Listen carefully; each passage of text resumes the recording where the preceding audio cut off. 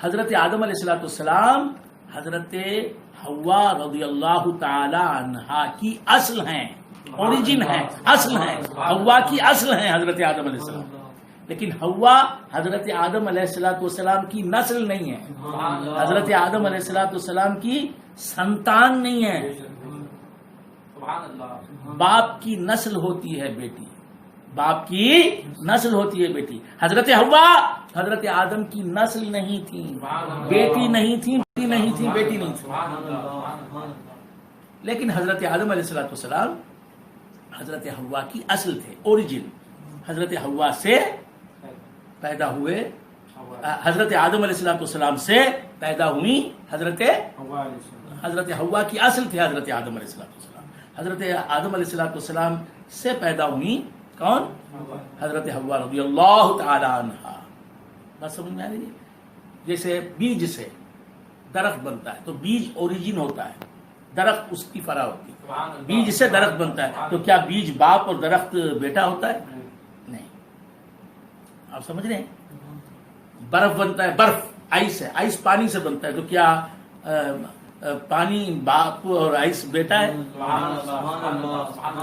تو حضرت حوا رضی اللہ تعالی عنہا حضرت آدم رضی اللہ علیہ السلام کی بیوی ہیں، بیٹی نہیں،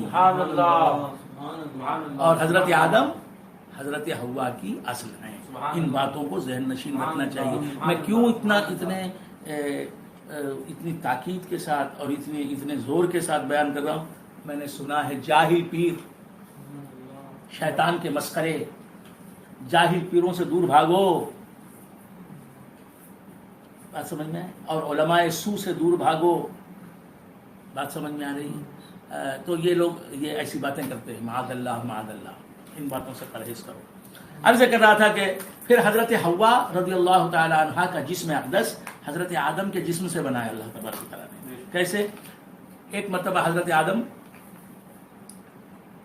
علیہ السلام پر اللہ تعالیٰ نے اونگنی تعریف فرما دی۔ یہ جنت کا واقعہ ہے، جنت میں ہیں حضرت آدم علیہ السلام، اس وقت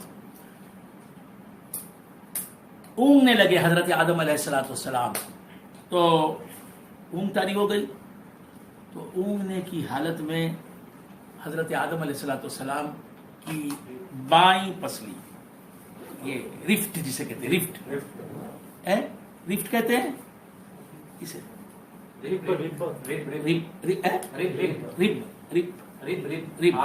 ہاں، تو یہ پسلی، یہ لیفٹ یہ پسلی، اس میں کا ایک یہ کئی اس میں یہ ہوتے ہیں، کئی ہڈیاں ہوتی ہیں پسلی، اس میں سے ایک ہڈی کو نکال کے اللہ تبارک و تعالیٰ نے حضرت حوا رضی اللہ تعالیٰ عنہا کو پیدا فرمایا۔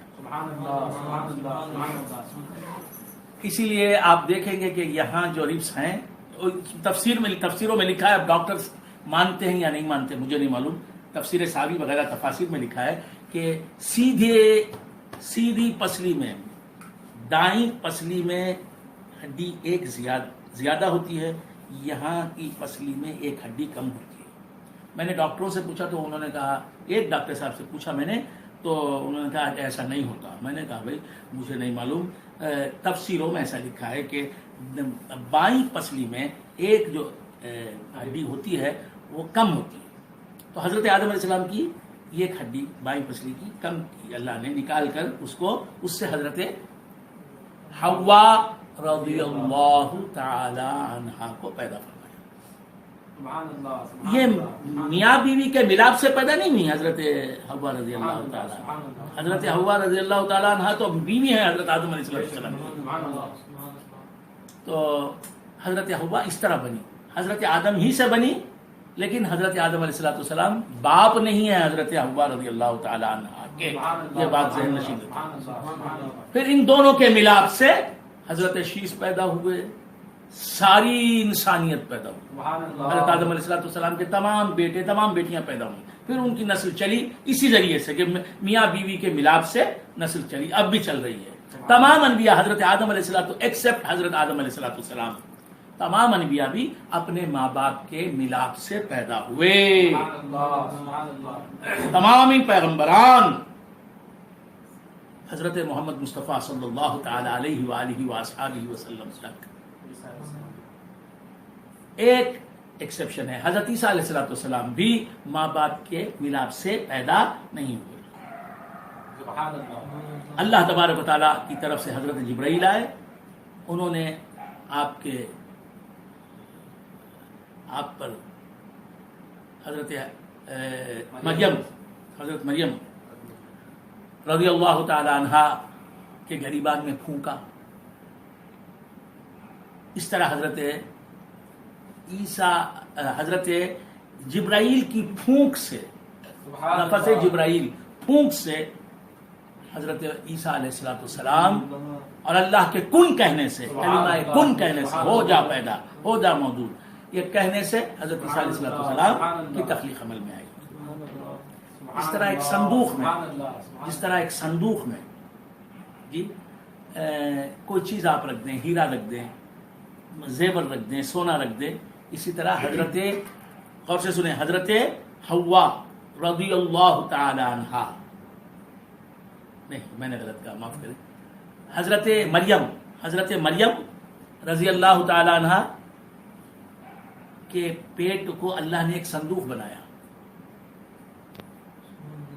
حضرت مریم رضی اللہ تعالی عنہا کے پیٹ کو اللہ نے ایک صندوق بنایا، اور اس صندوق میں حضرت عیسیٰ علیہ السلام کو جبرائیل امین کی پھونک سے اور اللہ کے کن سے اللہ نے پیدا فرمایا.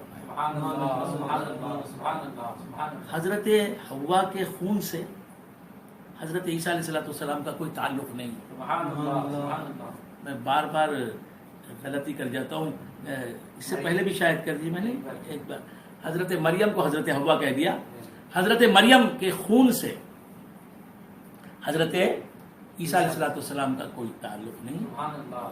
آپ حضرت عیسیٰ علیہ السلام حضرت مریم رضی اللہ تعالیٰ عنہا کے شکم میں رہے، پیٹ میں رہے. اس وجہ سے آپ ماں کہلائیں. حضرت مریم رضی اللہ تعالیٰ عنہ حضرت عیسیٰ علیہ السلام کی ماں کہلائیں. بس. اور حضرت عیسیٰ علیہ السلام کا تو کوئی باپ ہے ہی نہیں، لیکن حضرت مریم حضرت عیسیٰ علیہ السلام کی یقیناً کیا ہیں؟ ماں ہیں. ہاں، تو عرض کر رہا تھا، اللہ تبارک و تعالیٰ نے آپ کا بہت وقت لے لیا انہی باتوں میں، لیکن یہ سب باتیں ضروری تھیں. عرض کر رہا تھا کہ اللہ تبارک و تعالیٰ فرماتا ہے ثم قلنا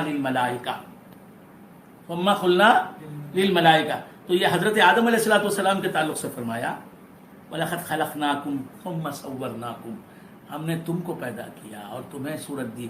یعنی حضرت آدم علیہ السلام کو پیدا کرنا اور ان کو آنکھ ناک دینا، ان کو صورت بشری دینا، یہ ہمیں دینا ہے گویا، کیونکہ اصل کو دینا فرا کو دینا ہے. اللہ نے پہلا امرود بنایا. امرود آپ جانتے ہیں امرود کسے کہتے ہیں؟ nobody knows. امرود، بہت سے لوگ امرود کا معنی نہیں جانتے. ہمارے یہاں مدراس میں جام کہتے ہیں امرود کو، جام. حیدرآباد میں بھی جام کہتے ہیں، بنگلور میں بھی جام کہتے ہیں، لیکن اردو میں کیا کہتے ہیں اسے؟ فصیح اردو میں امرود. تو اللہ نے پہلا امرود بنایا، اب پھر جتنے بھی امرود بنے اسی امرود کے جیسے بنے نا. تو پہلا امرود بنانا ہی تو دوسرے امرودوں کو، اس کے بعد کے امرودوں کو بنانا ہوا. تو اللہ تبارک و تعالیٰ فرماتا ہے کہ ثم قلنا للملائکہ، پھر ہم نے فرشتوں سے کہا اسجدوا لآدم، سجدہ کرو آدم علیہ السلام کو. فسجدوا، تمام فرشتوں نے سجدہ کیا. اللہ نے کہا سجدہ کرو، تو سب کے سب فرشتے حضرت آدم علیہ السلام کے سجدے میں گر گئے. الا ابلیس، سوائے ابلیس کے. ابلیس جو تھا وہ فرشتہ تھا نہیں، وہ جن تھا، اس نے سجدہ نہیں کیا.